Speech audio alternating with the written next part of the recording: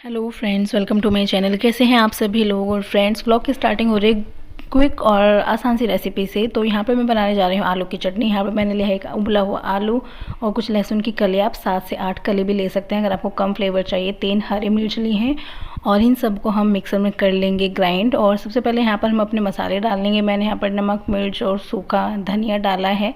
ठीक है, आप कुछ और भी ऐड करना चाहते हैं अपनी पसंद के अनुसार कर सकते हैं। और इसमें लास्ट में हमने ऐड किया है 3 चम्मच दही का। दही नहीं है तो छाय है, वो भी कर सकते हैं। वो मैं रिकॉर्ड करना मुझे याद नहीं रहा। ठीक है, लेकिन दही या छाय ज़रूर ऐड करें, बहुत अच्छा फ्लेवर आता है। और हमने इसको ग्राइंड कर लिया और देखिए इसका कलर भी कितना अच्छा है। और अभी आपको देखिएगा बन के कैसे लगेगा। तो ये इस तरह से है, बहुत आसान है बनाना और टेस्टी बहुत लगती है। मेरे कहने से एक बार ज़रूर बना के देखिएगा, बहुत अच्छी लगती है। ठीक है, तो यही है आज की आसान सी रेसिपी। और मेरी सहेली देख लो। ये देखिए, ये हमारा बच्चा हमारे ब्लॉग देख रहा है। ठीक हो क्या? लगले बीमारी नहीं हुआ था। Hello friends, welcome to my channel. कैसे हैं आप सभी लोग। एंड फ्रेंड्स, आज है 30 अप्रैल और जैसा कि हमारी एक सीरीज़ आ रही है व्लॉग्स की। जैसे आपको पता है सैंडी को कोरोना इन्फेक्शन हुआ था, लेकिन जो हमारा आइसोलेशन पीरियड था वो भी ख़त्म हो गया है। एक्चुअली क्या है, माइल्ड था तो इसलिए हम घर पे ही आइसोलेट हो गए और रिकवरी भी हो गई।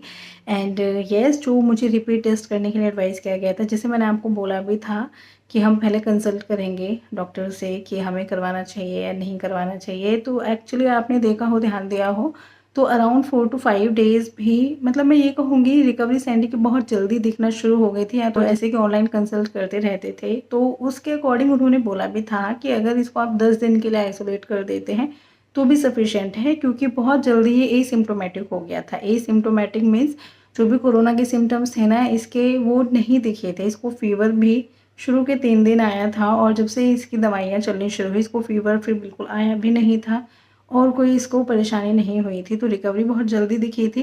तो इसका आइसोलेशन टाइमिंग हमें 10 से 12 दिन के लिए बोला था कितना सफिशिएंट है, लेकिन हमने पूरा कंप्लीट 14 डेज़ का इसीलिए किया कि वही है, 2 दिन और कर लेंगे तो क्या हो जाएगा, है ना।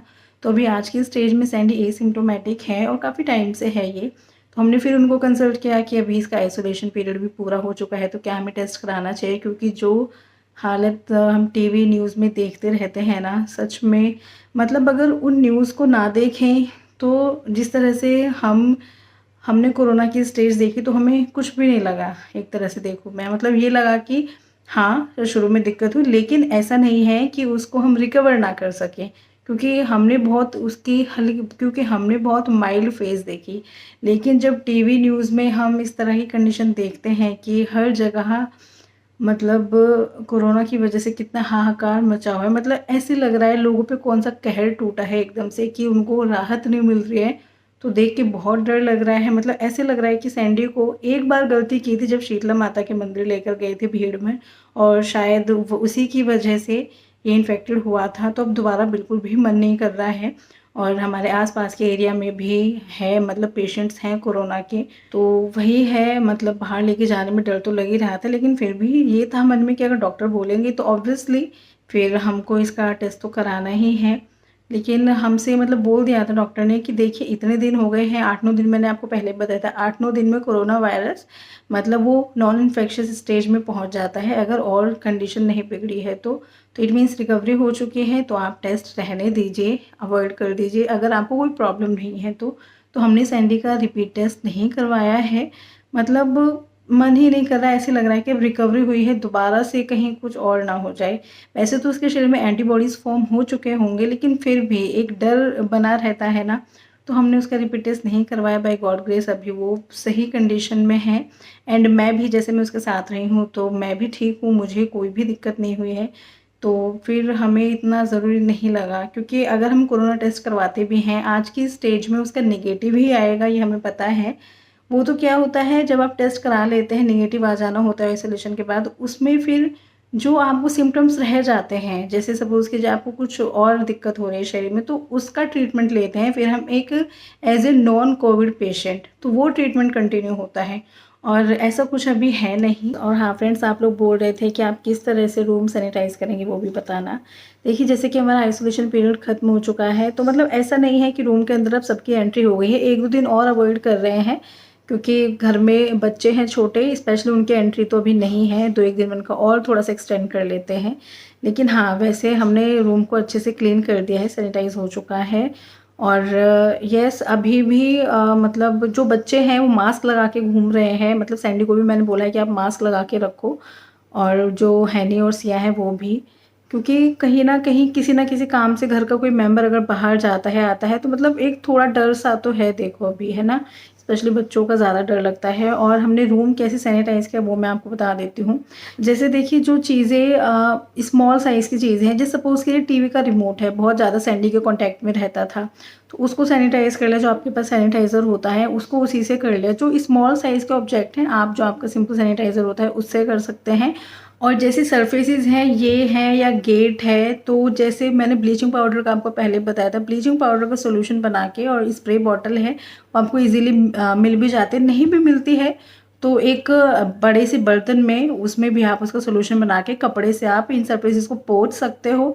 स्प्रे अगर आपके पास स्प्रे बॉटल है तो उससे भी स्प्रे करके कपड़े से अच्छे से वाइप आउट कर सकते हैं। फ्लोर के लिए भी पोछा लगाते हैं तो आप उसमें ब्लीचिंग पाउडर डाल सकते हैं। मतलब मैंने इस तरह से किया है।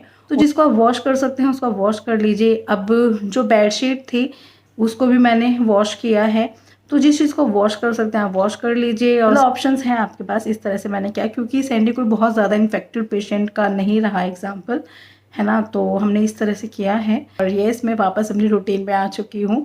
रूम से बाहर निकलना शुरू कर दिया है थोड़ा। आप भी जाने लगे बाहर?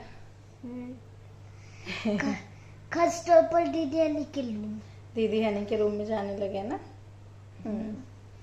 और ज्यादा तक कबूत के साथ छत पे भी जाने लगा।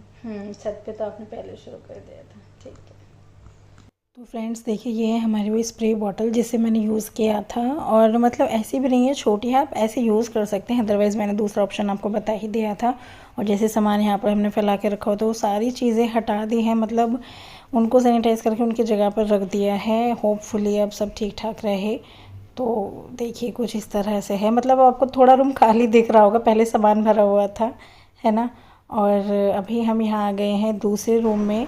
और यहाँ मेरे हस्बैंड शिफ्ट हो रखे थे, जैसे वो हमसे अलग थे। वो अपना मुंह छुपा रहे थे, कहते उन्होंने शेव अच्छे से नहीं किया, वो अपने आप किया था उन्होंने, तो इस वजह से मुंह थोड़ा हाइड करने की कोशिश करते। और ये जिस रूम में ये एंट्री ले ले उस रूम को ये फैलाए ना, ऐसे हो ही नहीं सकता।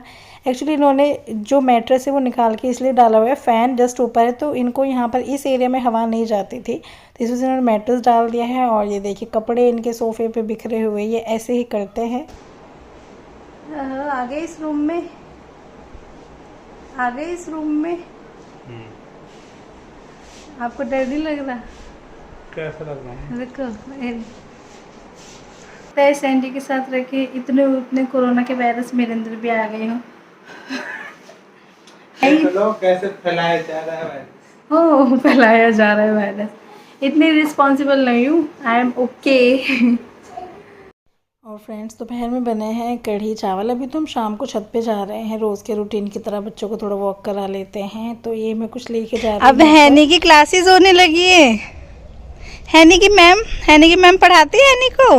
हाँ बताता हूँ। हैनी ने लेकिन कुछ नहीं सीखा अभी तक, है ना।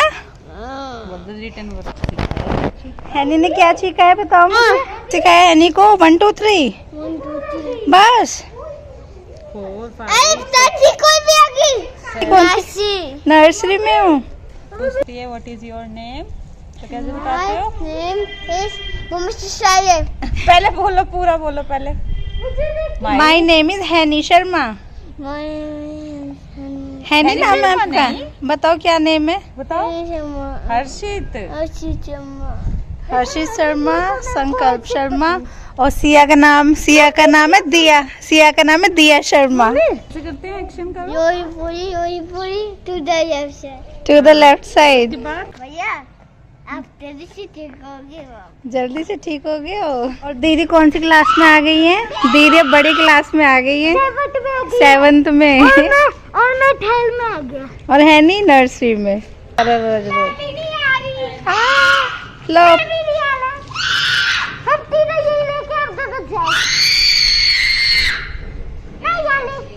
बस सैंडी बस।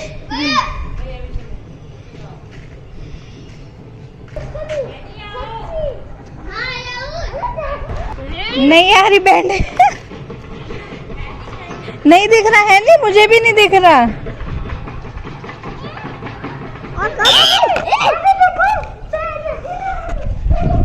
चलो चलो अब चलते हैं। चलो चलो चलो नीचे चले।